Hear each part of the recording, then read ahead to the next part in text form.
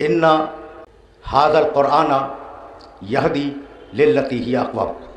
تم کیا سمجھتے ہو کہ یہ قرآن کیا ہے؟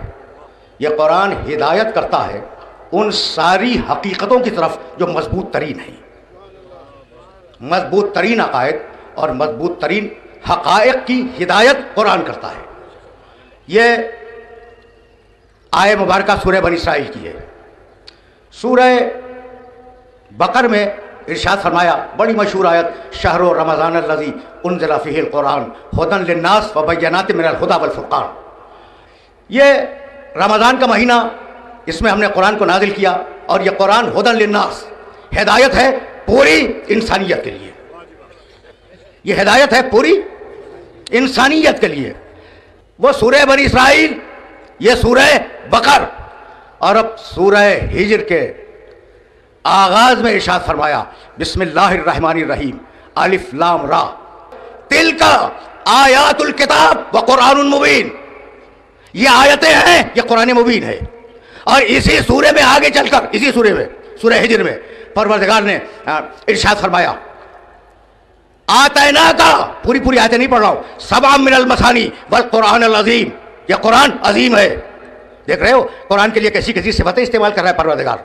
یہ قرآن مبین ہے، یہ قرآن عظیم ہے. اس قرآن میں ہدایت ہے. 15واں سورہ، 16واں سورہ، ھدی ورحمتن لقوم یؤمنون. یہ قرآن ہدایت ہے، یہ قرآن رحمت ہے ان لوگوں کے لیے جو صاحبان ایمان ہیں.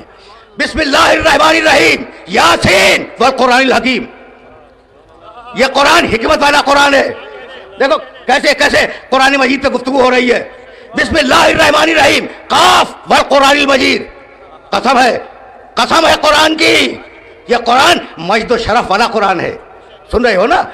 سورہ واقعہ میں آواز دی، 77ویں آیت، انہ لقرآن کریم فی کتاب مکنون لا یمسہ الا المطہرون. یہ باکرامت قرآن ہے، کریم باکرامت. انہ لقرآن کریم، یہ باکرامت قرآن ہے. فی کتاب مکنون، ہم نے اسے کتاب مکنون میں رکھا ہے. لا یمسہ الا المطہرون، اور اسے چھو نہیں سکتے مگر صرف وہ لوگ جو پاک ہوں. بھائی چھو نہیں سکتے مگر وہ لوگ جو پاک ہوں. ہم نے تاریخ میں پڑھا مہاتما گاندھی چھوتے تھے. ہم نے تاریخ میں پڑھا جارج برنارڈ شاہ چھوتا تھا. اور آیت کہہ رہی ہے کہ چھو نہیں سکتے مگر وہ لوگ کے جو پاک ہوں. تو مطلب قرآن کا کاغذ نہیں ہے، اس کے معنی کو چھو نہیں سکتے. لفظوں کو جو چاہے چھوئے مگر معنی کو پاک لوگوں کے سوا کوئی چھو نہیں سکتا. اب یہ عجیب مشکل ہے کہ قرآن کہے کہ معنی بیان کریں گے پاک لوگ، اور ہر نجس مفسر ٹی وی پہ بیٹھ جائے. کوئی تو کرائیٹیریا رکھو، کوئی تو معیار رکھو تفسیر قرآن کا. جو صحیح پڑھ نہ سکے وہ تفسیر کرے.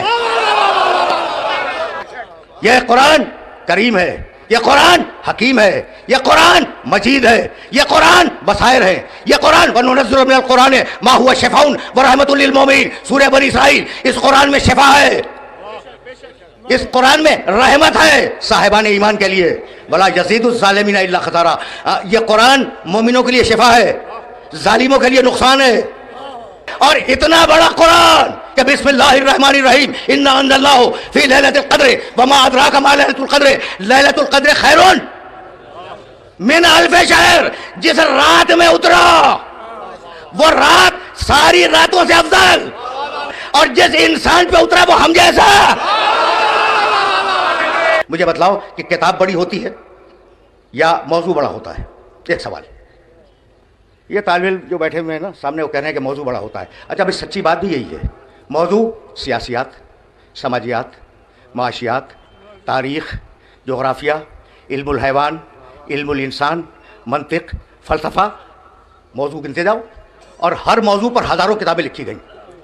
اگر ایک کتاب سے موضوع کا حق ادا ہو جاتا تو ضرورت نہیں تھی دوسری کتاب کی. کتابیں آ رہی ہیں اور یہ دلیل ہے کہ موضوع بڑا ہے، کتاب چھوٹی ہے. اگر قرآن کوئی موضوع معین کر دیتا تو قرآن چھوٹا ہو جاتا، موضوع بڑا ہو جاتا. یہ میں ان نوجوانوں کو ہدیہ کر رہا ہوں یہ جملہ جو پوچھتے ہیں، بار بار پوچھتے ہیں کہ بھائی قرآن کا کوئی سبجیکٹ سمجھ میں نہیں آتا، کبھی ادھر کی بات ہے کبھی ادھر کی بات ہے. بھائی توجہ رہے، توجہ رہے. کبھی موسیٰ کا تذکرہ ہے، پھر دریا نیل کا تذکرہ آ گیا، پھر درخت کا تذکرہ آ گیا، پھر پہاڑ کا تذکرہ آ گیا. کوئی ربط تو ہے نہیں. تو بھائی آپ کو ستاروں میں ربط نظر آیا؟ درختوں میں ربط نظر آیا؟ کائنات میں اللہ کا ایک الگ منصوبہ ہے. جو منصوبہ تکوین میں ہے وہی منصوبہ قرآن میں ہے. ابھی درختوں کی قطار چل رہی تھی، پہاڑ آ گیا. ابھی پہاڑ ختم نہیں ہوا تھا کہ دریا شروع ہو گیا. تو کبھی تم نے کہا کہ بھئی یہ درختی درخت ہوتے، یہ بیچ میں پہاڑ کہاں سے آ گیا؟ پہاڑوں کو ایک طرف رکھ دیتا، درختوں کو ایک طرف رکھ دیتا، سارے دریا ایک طرف کر دیتا. نہیں، جس کی جہاں ضرورت ہے وہاں رکھا. تو بھائی ہر موضوع ہے.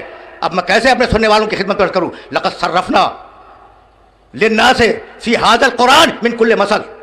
لقد صرفنا للناس فی ھذا القرآن من کل مثل. اور اس کو ذرا سی لفظ کی تبدیلی کے ساتھ بھی فرمایا ہے، وَلَقَدْ صَرَفْنَا فِي هَذَا الْقُرْآنِ لِلنَّاسِ مِنْ كُلِّ مَثَلٍ.